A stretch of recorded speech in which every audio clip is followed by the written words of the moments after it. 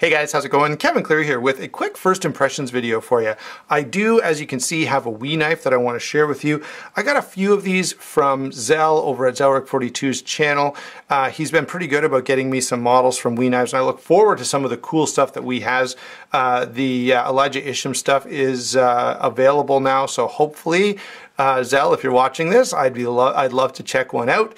Anyway, that's not what I have for you today. I have this little knife today, and I do call it a little knife. Let me move the packaging out of the way. I will bring in the other two that he sent just as a preview. I'm not going to do first impressions on those. Those will come later in the week. Hopefully this one is up Tuesday or Wednesday, and they should come like Friday, Saturday probably. Anyway, let's take a quick look at this guy and look at sort of the specs, the features, the construction. I'll just kind of go through it from end to end, and then we'll measure it, weigh it, so you have an idea of the size and weight on this guy. And finally, I'll give you my sort of initial impressions. All right, so let's go ahead and start with the blade. We have this sort of modified drop point or modified Wharncliffe blade, almost a reverse Tanto blade. Pretty nice, useful blade shape. It gives you a little bit of belly, but you're still getting sort of that downward angle on the tip, which does allow you to get a lot of utility out of that, like most Wharncliffe blades. So it's a nice compromise. Stonewash on the flats, stonewash on the bevels, satin flats, and I do really like that. Now there are some other sort of blade colors available. I personally like this one the best, so I'm pretty happy that this is the one that Zell happened to send along. Of course, you may feel differently, but you can hop over to Wii's website and take a look at sort of the full line of these. There are a number of them. As we kind of move down here, we do have a titanium frame lock, some nice little milling details that you can see. Take a look inside and you can see there's pretty extensive milling. I maybe can show you better from this side, I'm not sure. Nope, it definitely was working well from here. Okay, so you can see the milling there. Now, despite that milling, I think this is going to be a pretty hefty little knife. I haven't weighed it yet, but we'll do that here in a second. And look at the interesting way they've done this construction. So as they kind of put the knife together, one, I like the fact that, you know, this is installed the way it is, but there's just the one screw back here. So as you look at this back end, notice there's nothing going on.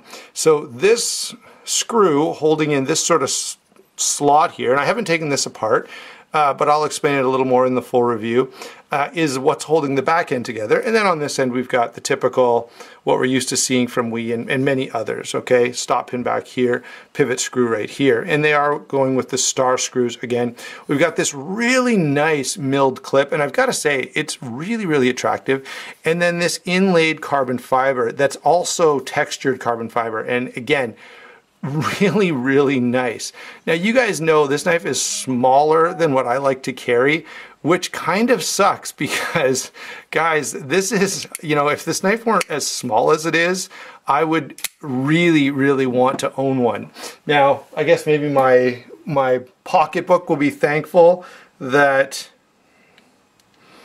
yeah, my pocketbook will be thankful that I don't need to buy another knife, but I think for those of you who like those smaller knives, you're going to really, really appreciate this. So let's go ahead and grab some measurements now that we've kind of gone through the features and the construction. By the way, it's typical Wii action. I didn't mention much about that, but I think by this point, many of you watching know that Wii's going to have ceramic detent and a ceramic bearing pivot here. The action is quite nice. It's not as snappy as some of their knives, but it's pretty darn good.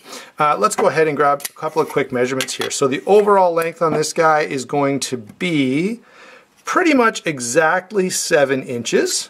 Blade is going to be pretty much exactly 3 inches, and that leaves 4 inches for the handle if my grade 2 math is okay. And yeah, about 4 inches there on the handle. It is a fairly thick knife. Let's give you a quick dimension this way. About 1.5 inches thick, okay? Flipper tab is fairly small, which is nice, although not a major issue. And then let's go ahead and grab a quick measurement on this. Okay, there we go. Hopefully this doesn't mess up on me the way it has been. Wow, 5.5056 ounces. So 5 ounces for this little knife. That's really heavy, guys. I didn't anticipate, like I knew it would be heavy. You can feel that it's quite dense. I didn't anticipate quite that much weight, but what can you do? So there it is. Let's move that out of the way, and then bring the knife back in. While we've got this, before I give you my sort of overall impressions, let me show you the other two knives that I have here. The 715 Ignition, which I think is a pretty interesting design, and I may have to eat my words a little bit based on a couple of things I've said about WE knives. We'll see. I'll have a full discussion about this coming up shortly. And this is the WE 714 Slipstream. This is one of the nicest designs I've seen from WE this year. Really cool. I love the way they did this flipper. It's very small, it's very highly angled, so when the flipper's way up here, you get a ton of leverage and you can really flip that blade out with some authority. The wide sort of hole there really makes it nice to spider flick.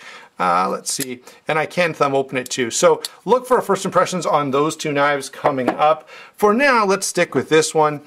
This is a very hand-filling, very stout little knife. As you heard, fairly heavy at 5 ounces. You know, I think this would be a great knife for anyone who likes that high-end stuff. And really, this is sort of got an extra touch with the carbon fiber inlay, and it's really nicely done. But if you like higher-end stuff, and you know, maybe you're a big fan of, say, the ZT-0900 and the WE 604, I think you'd love this knife. It's very high quality. Yeah, it's a little hefty at 5 ounces, but honestly, it's not the end of the world. 5 ounces is not too heavy, and this knife is fairly small. I haven't spent a lot of time with it in my pocket or anything, but I'll have more comments on that when I do my full review. Thanks for watching. Don't forget to like and subscribe, and we will talk to you soon.